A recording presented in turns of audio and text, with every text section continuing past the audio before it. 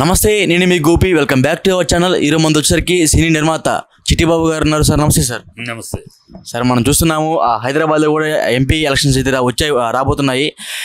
Hyderabad MP candidate, BJP MP candidate ఎవరైతే ఉన్నారో మాధవీలత గారు, ఆమె నేను వ్యంగ్యంగా ఒక బాణంతో మసీద్ మీదకి అయితే ఇట్లా చూపించడం జరిగింది. దాని మీద ఆ ఏరియాతో ఒక కేసు కూడా పెట్టడం జరిగింది. అసలు ఎందుకు అలా చేశారంటారు? ఆమె అది బుద్ధి తక్కువ పని అమ్మా. అమ్మాయి మాధవీలత చాలా బుద్ధి తక్కువ పని. నువ్వు రామబాణం చూపించాలంటే చూపించుకో. మసీద్ మీద ఎందుకు? మసీద్ మీద, చర్చిల మీద. అదే అందుకే మీరు పదవులు రావాలనుకునేది మత విద్వేషాలు పుట్టించడానికే. అదే ఇప్పుడు ఓవైసీ మాట్లాడినప్పుడు అందరం తిట్టాము.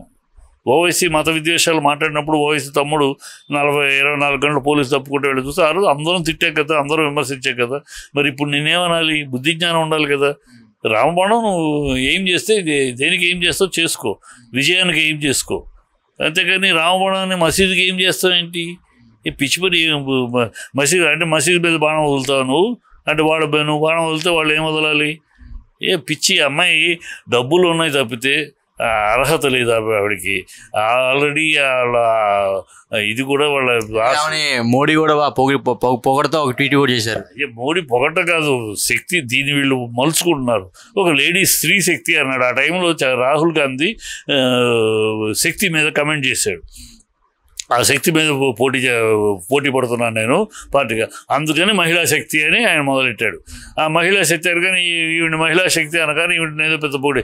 ఈవిడ అసలు పార్టీలో చేరితే టికెట్ ఇచ్చినాక ఈ బీజేపీ కూడా ఎంత దౌర్భాగ్య స్థితిలో ఉందంటే, ఎవరికి డబ్బు ఉంది, ఎవరి దగ్గర డబ్బు ఉంది, డబ్బు ఉన్న వాళ్ళకి సీట్ ఇవ్వటం, డబ్బులు దంచుకుంటాం వీళ్ళు. పార్టీ, స్టేట్ పార్టీ ఆ స్థాయికి దిగజారిపోయింది. సో డబ్బున్న వాళ్ళది ఈవిడ టికెట్ ఇచ్చినాక పార్టీలో చేరింది. హిందీ కూడా మంచిగా బ్రహ్మాండంగా ఎర్రజేస్తుంది, ఇంగ్లీష్ ఎర్రజేస్తుంది. అలా ప్రతి ఇంటికి వెళ్ళి వాళ్ళ సమస్యలు అడిగి తెలుసుకుంటుంది. ఓల్డ్ సిటీలో ఏం చేయగలదు? అది సమస్యలు అడిగి తెలుసుకోగలదు. సమస్యలు ఓపెన్ ఓల్డ్ సిటీలో సమస్యలు అంటే ఓపెన్. అక్కడ ఓవర్ బ్రిడ్జ్ కట్టాలంటే కూడా సమస్యలే. నువ్వు ఏమి చేయగలవు? నీ కెపాసిటీ ఏంటి? నీ కెపాసిటీ ఎంత? నువ్వు నీ హాస్పిటల్నే సరిగ్గా మెయింటైన్ చేయలేక హాస్పిటల్లోనే కేసులు ఫేస్ చేసావు.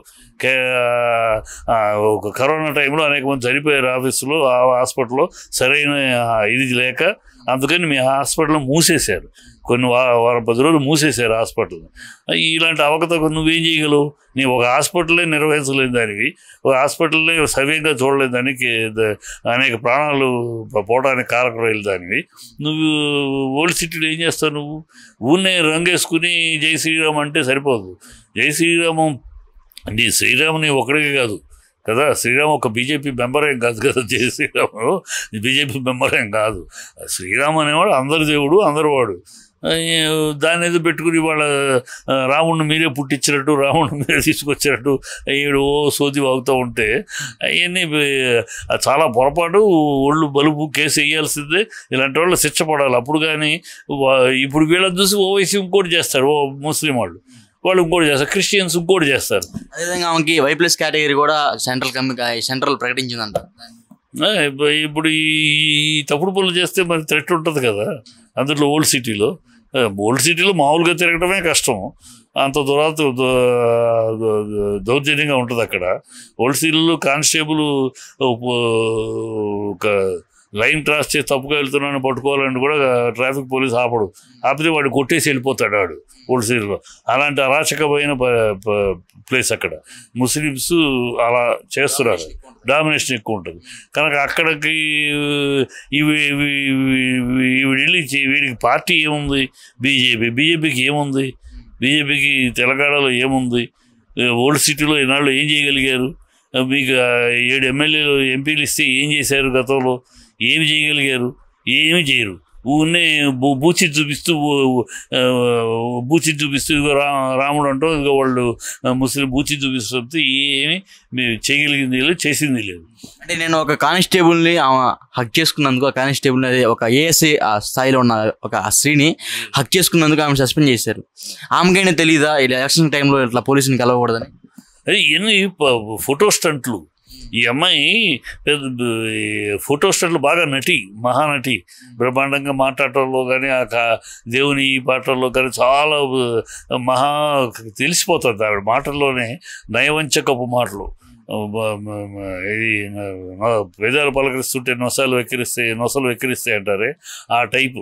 అది బాగా తెలుస్తుంది. అది చరిత్ర కూడా ఆవిడ అన్ని అవినీతి ఆరోపణలు ఉన్నాయి. ఆ హాస్పిటల్ అంతా అనేక కేసులు ఉన్నాయి. సో ప్రజల ముందు కానిస్టేబుల్ని పాప ఆ కానిస్టేబుల్ ఏదో స్త్రీ కదా కౌలించుకుంటుందని పాపం అబ్జెక్షన్ చెప్పలేదు. దానికి ఆ అమ్మాయి సస్పెండ్ అయింది. ఈ కానిస్టేబుల్ కౌగిలించుకుంటే ఏంటి, ఏం అవసరం వచ్చింది, ఏమి డ్రామా అది, ఎందుకు ఆ డ్రామా, ప్రజలు ఆ డ్రామా ఎందుకని? వాళ్ళిద్దరికి ముందుగానే ఏదో అనుబంధ సంబంధం ఉందని చెప్తున్నారు. ఏమీ లేదు, ఇది ఒక డ్రామా, ఇది ఒక ఫోటో. ఈ అమ్మాయి మహా డ్రామా ఆర్టిస్టు, బీభత్సంగా డ్రామాలు చేస్తుంది. ఏం పప్పులు ఉడక ఒక డ్రామా. ఈవిడికి ఆ శక్తి లేదు, ఢీ కొనే శక్తి. ఒక రాజాసింగ్ లాంటి ఏమన్నా వచ్చి ఉంటే కొంచెం ఢీ కొట్టేవాడేమో కానీ బీజేపీ నుంచి. ఈ అమ్మాయి ఏముంది, నిన్నటిదాకా లేదు, ఎక్కడుందో తెలియదు. నిన్నటిదాకా మాధవీలత ఎవరో తెలుసని ఎవ్వరికి తెలియదు. సడన్గా డబ్బు ఉంది, డబ్బు బాగా సంపాదించేసింది.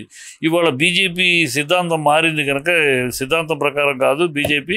డబ్బులు ఎవరుంటే వాళ్ళు, ఏ పార్టీ అయినా ఎక్కడ వాళ్ళైనా ఎవరైనా మనకు అభ్యంతరం లేదు, డబ్బులు బాగా ఉంటే చాలు పార్టీలోకి లాక్కుందాం. పార్టీలు వాళ్ళ దగ్గర డబ్బులు దోచుకుంటామే. ఇప్పుడు ఆవిడకి సీట్ ఇచ్చి శుభ్రంగా దోచుకున్నారు స్టేట్ పార్టీ. టికెట్ ఇవ్వడానికి ఇంకోటి రకరకాల ఆ స్థితికి వచ్చేసింది బీజేపీ. సో డబ్బులు ఇస్తుంది కనుక వచ్చింది. ఆవిడ సిద్ధాంతం కోసము, ఇంకో ఒక ధ్యేయం కోసము గోల్ లేదు. సో డబ్బులు వచ్చినాయి. ఇవాళ ఈ రేపు ఓడినా కేంద్రంలో కాస్త పలుకుబడి పెంచుకుంటుంది. ఈవిడ మీద ఉన్న హాస్పిటల్ మీద ఉన్న రోగాలు, ఉన్న సమస్యలు అన్నిటికీ ఒక పరిష్కారం తెచ్చుకుంటుంది. అందుకు తప్పితే ప్రజలకు ఉపయోగపడేది కాదు. ఓల్డ్ సిటీలో ఉన్న అరాచకాన్ని ఆపగలిగిన శక్తి కానీ, సామర్థ్యం కానీ, ఆ వివేకం కానీ, ఆ విచక్షణ కానీ, ఆ విజ్ఞానం కానీ ఏమీ లేదు.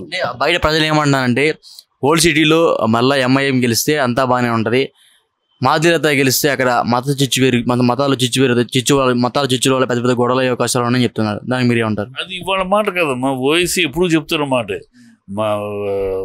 మనం ఎంఐఎం కాకుండా కాంగ్రెస్ కానీ బీజేపీ కానీ ఎవరు గెలిచినా ఇక్కడ ఇది ఆగిపోద్ది, అది ఆగిపోద్ది ఎప్పుడు అలా భయపెట్టి దొంగ ఓట్లు. అక్కడ విషయం ఏంటంటే దొంగ ఓట్లు బీభత్సంగా ఉన్నాయి. ఇవాళ నువ్వు వెళ్ళమ్మా ఒక నియోజకవర్గంలో చూడు, ఒక కాలనీలో చూడు. ఇవాళ ఆ కాలనీలో ఒక 1000 ఓట్లు ఉన్నాయనుకోమ్మా, ఇవాళ 1000 ఓట్లు కనపడతాయి. నువ్వు అదే ఎన్నికలు రోజు ఓటింగ్ రోజు చూడు, 3000 ఓట్లు ఉంటాయి అక్కడ. ఈ దొంగ ఓట్లు అనేది అది కాంగ్రెస్ ప్రభుత్వం అయినా ఏ ప్రభుత్వం అయినా ఇంతవరకు ఆ దొంగ ఓట్లని దానికి నాంపల్లి ఎమ్మెల్యే ఫిరోజ్ ఖాన్ కూడా 4 సార్లు పాపం పోటీ చేసి ఓడిపోతాడు. కేవలం 1000 ఓట్లు 500 ఓట్లు తేడా. ఈ దొంగ ఓట్లు ఆ ఓటింగ్ టైంకి వచ్చేస్తాయి దొంగ ఓట్లు. ఓల్డ్ సిటీలో మరొకడు వెళ్ళి ఏమి చేయలేడు, వాళ్ళు అలా కంట్రోల్ చేసుకుని పెడుతున్నారు. ఏ ప్రభుత్వము వాళ్ళ ఓట్ల కోసమనే కూడా రజాకర్లు ఉందంటారు అక్కడ. అంటే రజాకారులు లేరు, రజాకారు బదులు ఇప్పుడు రోహిండియాస్ ఉన్నారు. రోహిండియాస్ని ప్రోత్సహిస్తున్నాడు కదా. రోహిండియాస్ని మయన్మార్ నుంచి తరిమేస్తే వాడు చైనాకి వెళ్తే చీపమ్మంటే వాళ్ళు పాకిస్తాన్ వాళ్ళు అమ్మ బాబు అని వాళ్ళు దూరం పెడితే, బంగ్లాదేశ్ వాళ్ళు భయపడిపోయి వాళ్ళ దండం పెడితే వాడు వెస్ట్ బెంగాల్కి వచ్చి బెంగాల్ నుంచి వలసకి ఇక్కడికి వస్తున్నారు. దీనికి అంతటికీ సహకరిస్తున్నది ఓవైసీ సహకరించి వాళ్ళకి లీగల్ ఎయిడ్ కూడా ఇస్తారని పబ్లిక్గా ప్రెస్ మీట్లో చెప్తాడు. సో ఇప్పుడు రజాకారు బదులు వాళ్ళు రజాకారును బాపతే రోహిండియాస్ చాలా దారుణమైన సిద్ధాంతం వాళ్ళది. ప్రతి ఆడది 10 మందిని కనాలి లేదా 10 మందిని చంపాలి. 6 బిడ్డల కంటే 4 నాన్ హిందూ ముస్లింలను నాన్ ముస్లింలను చంపేయాలి. ఇది వాళ్ళ అంత కఠోరమైన దుర్మార్గమైన పాలసీ వాళ్ళది. అలాంటి వాళ్ళు అందుకని ఆ దేశాల్లో తరిమేశారు. ఇప్పుడు ఇక్కడ వీళ్ళు ఈ దేశాలు జరగడానికి అండగా వీడున్నాడు ముస్లిం వాళ్ళ చోటు. సో ఇవన్నీ ప్రభుత్వాలకు తెలుసు, కానీ ఓట్ల కోసమని దరిద్రంగా వీళ్ళని బుధాన్ని పెట్టుకుంటున్నారు. అది ఈఎంఐ వల్ల ఏమి కాదు. ఈఎంఐ ఉన్న కరివేపాకు అంతే. బీజేపీ ఆవిడ డబ్బును వాడుకుంటుంది, ఆవిడ బీజేపీ అధిష్టానాన్ని వాడుకుంటుంది అంతే. Thank you sir.